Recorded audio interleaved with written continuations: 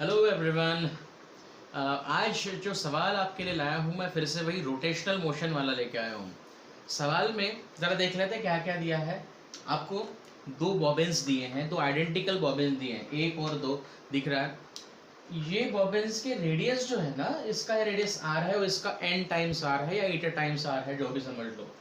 इनको धागे कनेक्टेड है और इनका कॉमन धागा रफ्तार यू से खींचा जा रहा है। ठीक है, खींच रहे हैं हम लोग रफ्तार यू से उसको। हमें क्या बोला जा रहा है कि स्लिपिंग कहीं पर नहीं है, यानी यहाँ पर भी स्लिपिंग नहीं हो रही है, यहाँ पर जो कांटेक्ट है वहां पर भी स्लिपिंग नहीं हो रही है। और ढूंढना क्या है, तो find velocity of approach of the centres. इनके जो सेंटर्स हैं, सेंटर्स यानी कौन हो गए ये, इसके जो सेंटर्स है इनकी वेलोसिटी ऑफ अप्रोच ढूंढना है हमको। ठीक है, सवाल आप लोगों ने देख लिया। एक बार स्क्रीन पॉज करिए, 2 मिनट 4 मिनट 5 मिनट जो भी है खुद सॉल्व करके देखिए and then let us go on to the solution. अब इससे पहले कि हम लोग सॉल्यूशन में जाएं, क्या क्या चीज़ें हमको दी हुई है और क्या क्या चीज़ें ढूंढनी है वो देख लेते हैं। क्या ढूंढनी है, velocity of approach of the centres. तो मान के चले कि इसकी जो वेलोसिटी है सेंटर की, तो वी सी बोल दी, वी सी मैंने कह दी इसकी वेलोसिटी।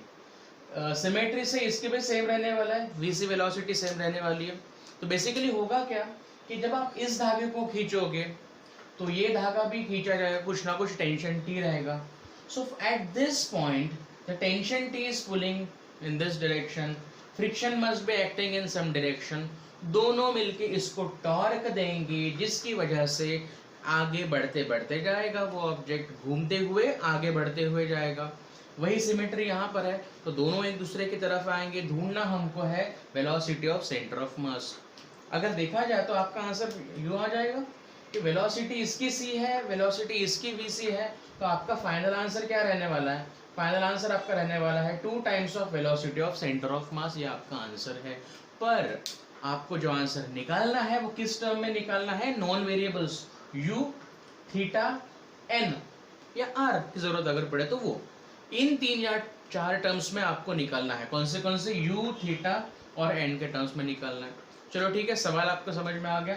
अब देखिए सॉल्व करने से पहले, सॉल्व करने से पूर्व, how to find vc in terms of this and this हमको देखना है।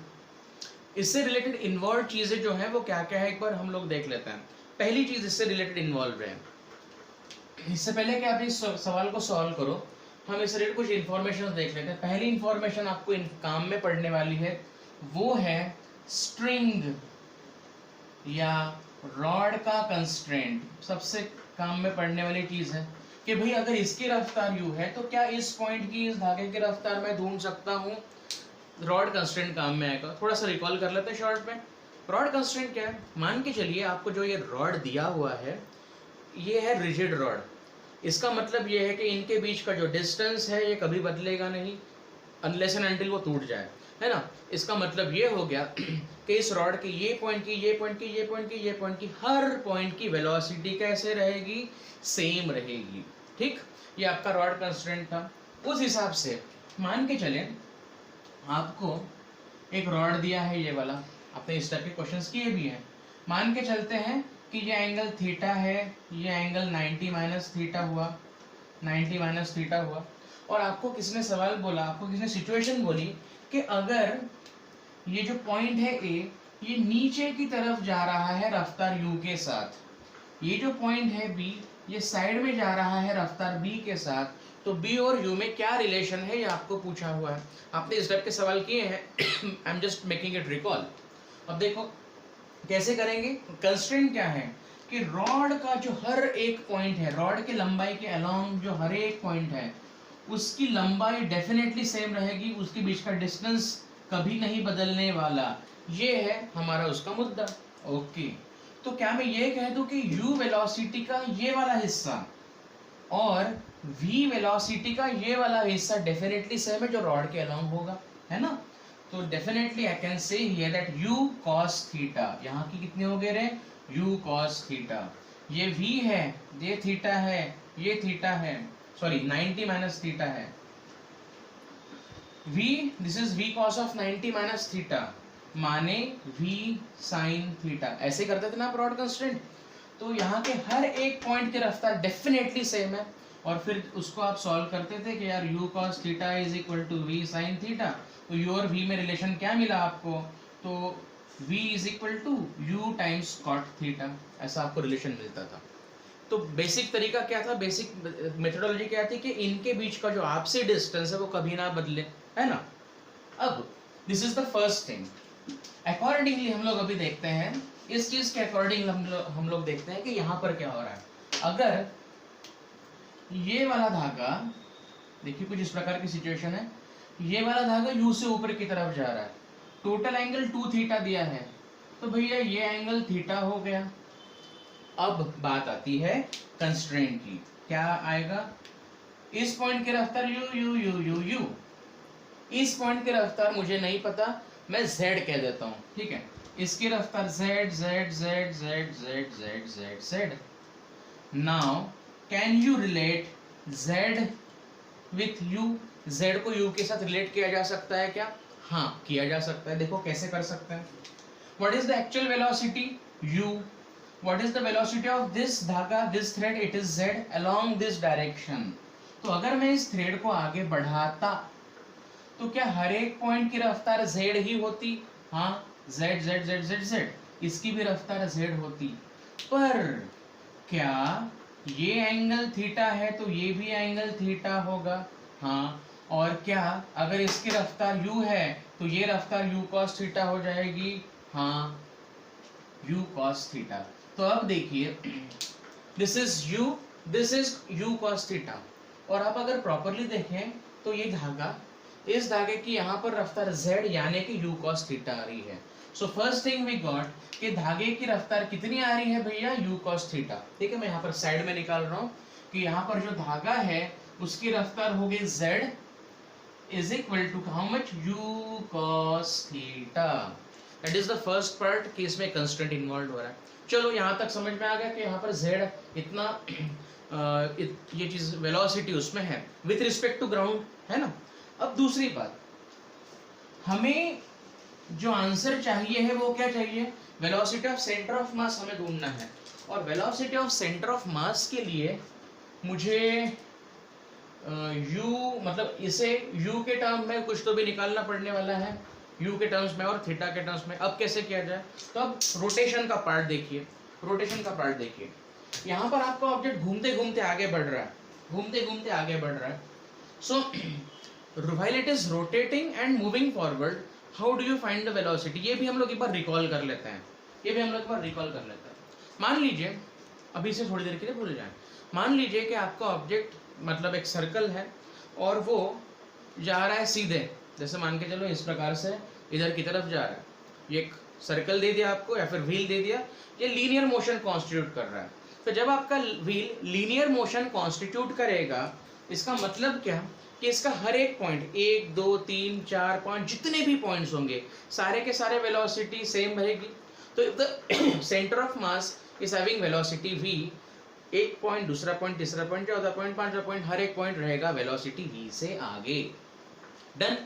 Now instead of this if I am saying कि आपका ऑब्जेक्ट जो है वो गोल घूम रहा है, आपका ऑब्जेक्ट जो है वो गोल घूम रहा है, मतलब कुछ इस प्रकार से समझ लें कि व्हील दे दिया आपको और ये व्हील घूम रहा है, ऐसे घूम रहा है आपका व्हील, ठीक है, ऐसे घूम रहा है। तो जब ये व्हील घूम रहा होगा with angular velocity omega about this point, angular velocity omega, तो ऑब्वियसली ऊपर का जो पॉइंट है उसकी रफ्तार क्या रहेगी, आर ओमेगा, नीचे वाले पॉइंट की रफ्तार क्या रहेगी, आर ओमेगा, एक की इधर दूसरे की इधर। अग्रीड, यही आप जानते हैं। तो लीनियर मोशन में सबकी रफ्तार सेम v, रोटेशनल मोशन में R omega R omega R omega.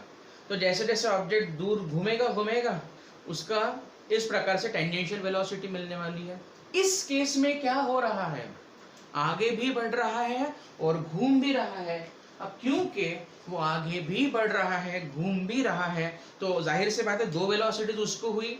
तो कैसे रिप्रेजेंट करते हो आप इस चीज को, तो मान के चलिए आपका जो सर्कल है, आपका जो व्हील है वो गोल घूमते घूमते हुए आगे जा रहा है। तो if I took this point, अब इसको वेलोसिटी कौन सी आएगी, देखो क्योंकि ये लीनियर मोशन में है तो उसको वेलोसिटी ऑफ सेंटर तो आ ही रही है।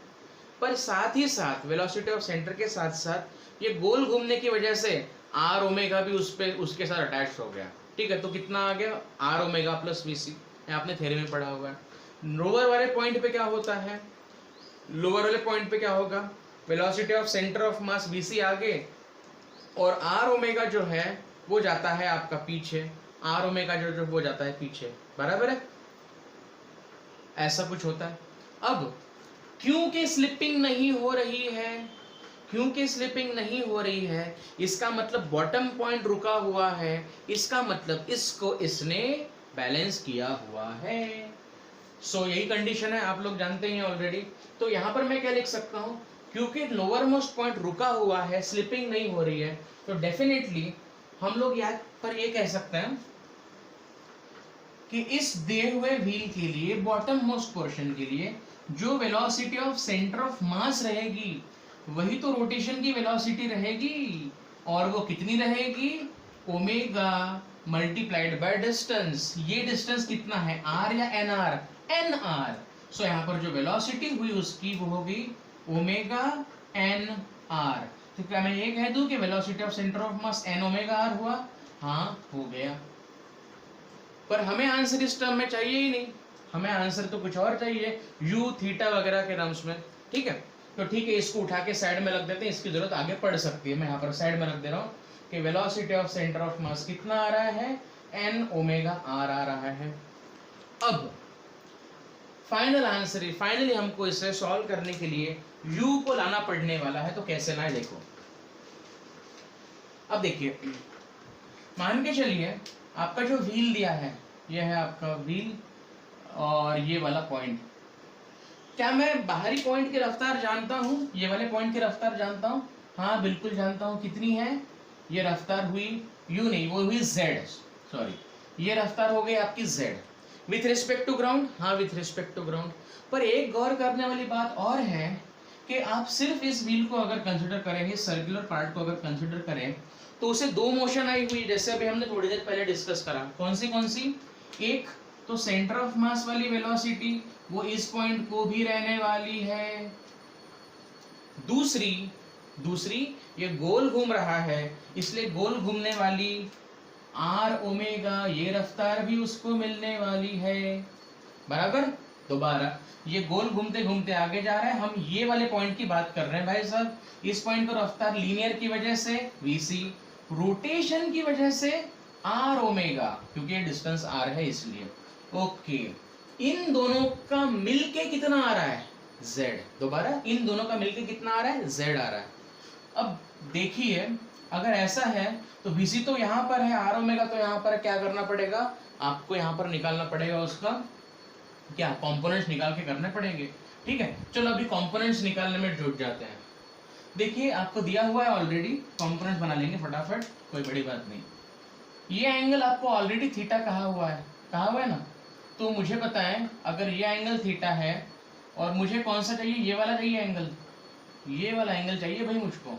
तो कैसे निकलेगा, देखो दोबारा देखो, VC, मुझे VC का ये वाला कंपोनेंट चाहिए होगा, so I need this thing, theta, this angle is 90 minus theta.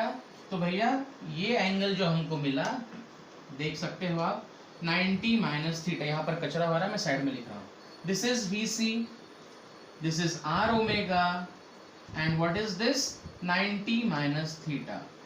तो VC का कौन सा कंपोनेंट इस दिशा में हुआ, VC का cos of 90 minus theta, so VC sin theta, ये वाला कंपोनेंट आ गया इस दिशा में। तो आप देख सकते हैं कि जो धागे का जो पॉइंट है, या फिर ये जो पॉइंट है, इसको R omega plus VC sin theta, ये दो फैक्टर्स उसको इधर की तरफ खींच रहे, ये वेलोसिटी के लिए जिम्मेदार है।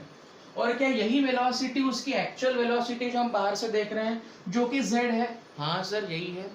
बस हमें जो चाहिए था वो प्रॉपर चीज हमको मिल चुकी है। अब इसमें वैल्यूज पुट अप करिए, आंसर आपका आसानी से आ जाएगा।